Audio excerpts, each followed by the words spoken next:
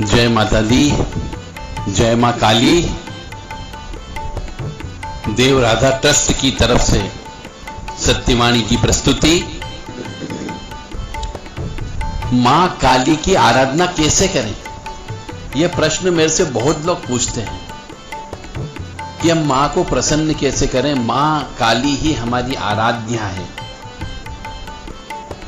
तो मैं आपको बताने जा रहा हूं मां काली को कैसे प्रसन्न किया जाए। ओम जयंती मंगला काली भद्रकाली कपालिनी दुर्गा क्षमा शिवा दात्री स्वाहा सदा नमोस्तुते। इस मंत्र का जाप करना चाहिए। काली काली महाकाली काली के परमेश्वरी सर आनंद करी देवी नारायणी नमोस्तुते। इस मंत्र का भी जप करना चाहिए। ओम ओम काली महाकाली किलकिले फट, इस मंत्र का भी जप करना चाहिए।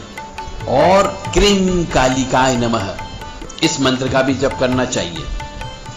अब आप कहेंगे इस मंत्र का कितने दिन जप करें, कितना जप करें? अरे जब जिसको प्रसन्न करना है, जिससे प्रेम करना है, जिससे मोहब्बत करना है, जिसका हाथ अपने सिर पे लाना है, उसके लिए गिन करके जप नहीं करना चाहिए। अनंत जप करिए, अनवरत जप करिए, हर समय जप करिए। परंतु काली मां का जप यदि विशेष कृपा प्राप्त करना हो तो रात्रि में तुरी अवस्था में जप करने पर बहुत फायदा होता है। कितना जप करें इसकी कोई गिनती मत करिए। हम जिससे प्रेम कर रहे हैं, जिसको बुला रहे हैं, बार बार उसको गिन करके याद करोगे। किसी माला की आवश्यकता नहीं है, किसी आसन की आवश्यकता नहीं है, क्योंकि वह तो शमशान विहारिणी है, शमशान निवासिनी है। उसके लिए आसन की क्या आवश्यकता है? शमशान भूमि ही उसका घर है। तो उसके घर में जाकर के यदि आप जप करोगे तो निश्चित तौर से आपको कृपा प्राप्त होगी। तो मां है, उससे निश्चल प्रेम करो, एक बच्चे के माफिक प्रेम करो। अपने मन में काम, क्रोध, लोभ, मोह, माया, तृष्णा, इनको दूर रख करके शमशान में जाओ और वहां जाकर के उसको प्रसन्न करो।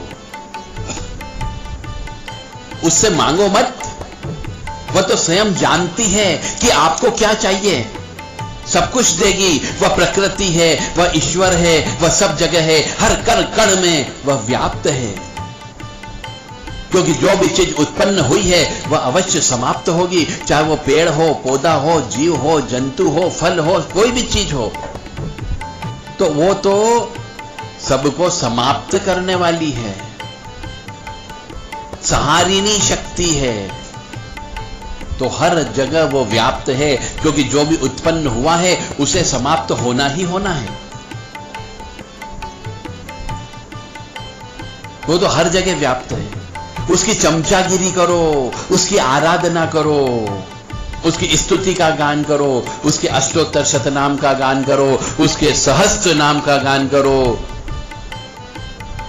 उसमें उग्रता दिलाओ। जो भी पाठ करें उसमें उग्रता होना चाहिए। शरीर को बोलते वक्त रोंगटे खड़े होना चाहिए। मां की उग्र रूप में स्तुति करिए आप। मां दयामयी है, मां करुणामयी है, मां जगत जननी है, वह संकट हारिणी है, वह कष्ट निवारिणी है, वह दुख निवारिणी है, वह आनंदमयी है, वह प्रेममयी है, वह स्नेहमयी है। वह तो परमानंद देगी आपको। एक बार उससे प्रेम करके तो देखो। बच्चा मां की गोद में कैसे सुरक्षित रहता है, वैसे ही इस मनुष्य शरीर को मां को अर्पित कर दो,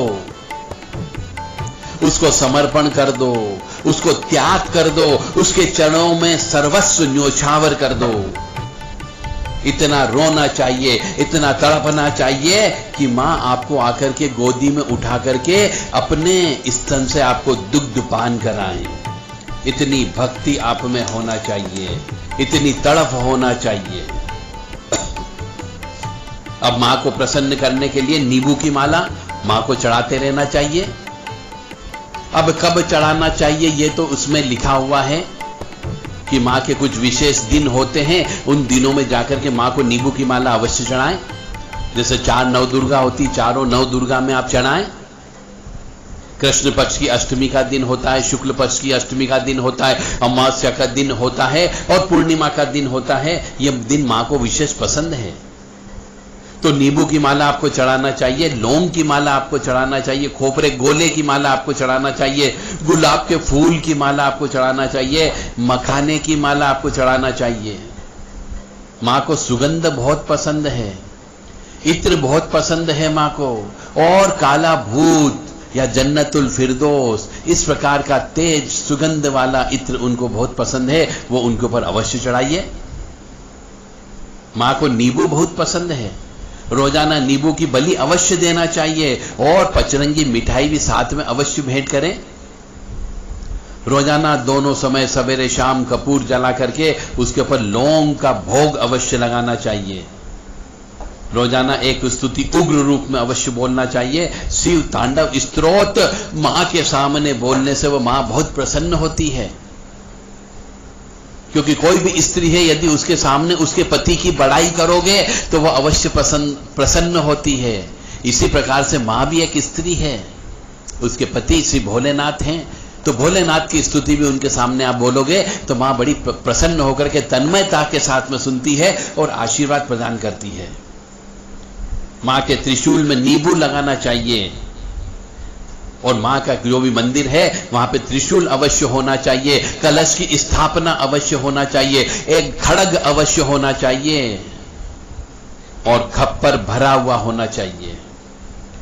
मां की पूजा बिना पान के स्वीकार नहीं होती है, इसलिए मां को पान भी अवश्य चढ़ाना चाहिए। मां के सामने एक कटोरे में शहद में कुमकुम घोल करके उनके सामने अवश्य रखना चाहिए। मां को अनार बहुत पसंद है, दाढ़ी में जिसको हम बोलते हैं, अनार का दाना बहुत पसंद है उनको, जो लाल कलर के होते हैं वो अनार भी मां को अवश्य चढ़ाइए, क्योंकि दाढ़ी के वृक्ष में भी मां का वास होता है। अनार, नींबू, नारियल, जायफल, जावित्री, राई, पीली सरसों, लौंग, जीरा, अजवाइन, चार छबीली, तेज पत्ते और काली उड़द, हवन सामग्री, काले तिल, जो शक्कर, घी, इन सबको मिला करके मां का सप्ताह में एक बार हवन अवश्य करना चाहिए। काली अष्टोत्तर शतनाम से हवन कर लीजिए, काली सहस्त्र नाम से हवन कर लीजिए, काली कवच से गूगल से हवन करिए काली कवच का, और गाय के सूखे गोबर को जलाकर रोजाना मां के सामने गूगल की धूनी अवश्य देना चाहिए, जिससे मां बड़ी प्रसन्न होती है। मां को गूगल की धूनी बहुत पसंद है, अपने घर में भी दे सकते हैं। वर्ष में 2 बार तुमड़े, जिसको भूरा कद्दू कहते हैं, उसकी बलि अवश्य देना चाहिए। मां हमेशा 16 श्रृंगार करके रहती है इसलिए मां को 16 श्रृंगार भी अवश्य भेंट करना चाहिए। वह हमेशा श्रृंगारित अवस्था में रहती है, परंतु आजकल हम देख रहे हैं इस कलयुग में आजकल की स्त्रियां श्रृंगार करके नहीं रहती है। उन्हें ना तो मांग भरने में दिक्कत होती है, उन्हें मंगलसूत्र पहनने में दिक्कत होती है, उन्हें चूड़ियां पहनने में दिक्कत होती है, उन्हें पाइजेब पहनने में दिक्कत होती है, उन्हें बिछिया पहनने में दिक्कत होती है। जो मुख्य चीज है श्रृंगार की, उसके लिए आज की महिलाएं इसको त्याग कर चुकी है। इसीलिए वो महिलाएं कष्ट में भी है, क्योंकि मां की बद्दुआ कह लीजिए या मां का आशीर्वाद प्राप्त नहीं होता है ऐसी महिलाओं को, जो सिर ढक करके मां के सामने नहीं जाती है और श्रृंगार करके नहीं जाती, मां उसे आशीर्वाद प्रदान नहीं करती है। मां कहती सुहागन हो तो सुहागन जैसी रहा करो। मां हमेशा सुहागन के रूप में रहती है। इसलिए मेरा सभी माता बहनों से मेरा निवेदन है कि जो विवाहित हैं, जो सुहागन हैं, अपने सुहाग के लिए 16 श्रृंगार करके नहीं रह सकती हो तो कम से कम सुहाग के चिन्हों को तो अपने शरीर पर धारण अवश्य करके रखना चाहिए। क्या लगता है परंतु फिर आप कहते हो हम मां की सेवा करते हैं, मां की पूजा करते हैं, परंतु मां की कृपा प्राप्त नहीं होती है। क्यों कृपा प्राप्त होगी आपको? क्योंकि आप श्रृंगार करके नहीं रहती हो।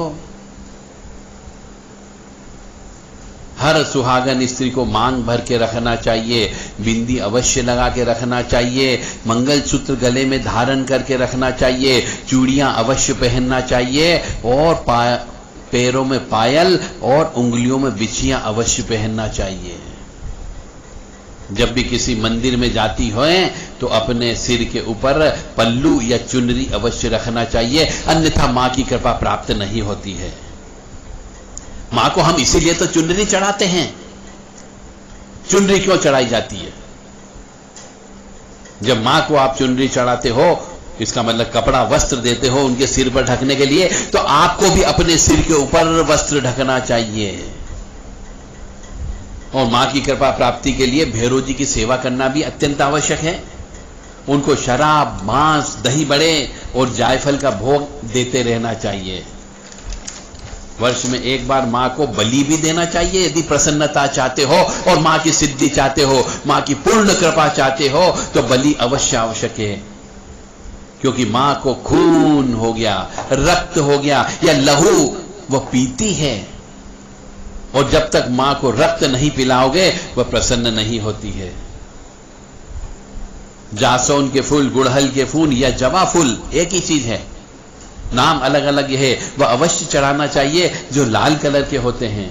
मां की विशेष पूजा वर्ष में एक बार अमावस्या की रात को शमशान में जाकर के करना चाहिए, क्योंकि मां स्वयं शमशान वासिनी है और शव पर विराजमान है। दूसरों का खून यदि नहीं दे सकते तो अपना खून निकाल करके मां को चढ़ा दो, परंतु खून देना अवश्य अनिवार्य है। मां को खून से भी हवन होता है, मां के मंत्रों का खून से भी हवन होता है। खून, लहू, रक्त का खप्पर भी भरा जाता है, तभी मां प्रसन्न होती है। और शमशान की धूल, शमशान की राख शरीर पर लगाने से भी मां बड़ी प्रसन्न होती है। और विशेष बात और अंतिम बात है कि जो मां की कृपा चाहते हैं, जो साधक हैं और मां से प्रेम करते हो, उनको पूर्ण नग्न होकर, निर्वस्त्र होकर शमशान में अमावस्या की घनघोर काली रात में मां की स्तुति बोलना चाहिए, मां का जप करना चाहिए, मां का हवन करना चाहिए, जिससे मां बहुत प्रसन्न होती है। जय मां काली, जय मां महाकाली। काली काली महाकाली के महाकाली काली महाकाली काली के परमेश्वरी सर्वनंदन करी देवी नारायण नमस्तुते। राम ह्रीम काली के घोर तष्टे रुधिर प्रिय रुधिर पुण्यवक्त्रे रुधिरावृति शनि मम सरसतुनम खादे खादे हिंसा हिंसा मारे मारे विंदी विंदी चिंदी चिंदी उच्चाटे उच्चाटे द्रावे दावे चोचो सा रीम रीम काली के मदी शत्रुणम समर्पयामि स्वाहा। ओम जय जय किरी किरी कुट कुट कट कट किटी किटी मर्द मर्दे मोहे मोहे हर हर मम रिपुन धंसे धंसे भक्ष्य भक्ष्य टोटे टोटे यातु धानिका चामुंडा सर्दनान यज्ञो राजपुरुषान स्त्रियां मम वशान गुरु गुरु तनु तनु धान्यम धन अश्वान गजान रत्नानि दिव्य कामिनी पुत्रान राज्यम श्रियम देहि देहि रक्ष रक्ष छाम छीम छूम छेम छौम छ स्वाहा। जय मां महाकाली, क्रीम कालिकाय नमः। जय मां कामाख्या, कामाख्ये वरदे देवी नीलपर्तवासिनी तम देवी जगत माता योनि मुद्रे नमस्तुते। कामाख्ये काम संपन्ने कामेश्वरी हर प्रिय कामनाम देहि में नित्यम कामेश्वरी नमस्तुते। ओम बम भैरवाय नमः।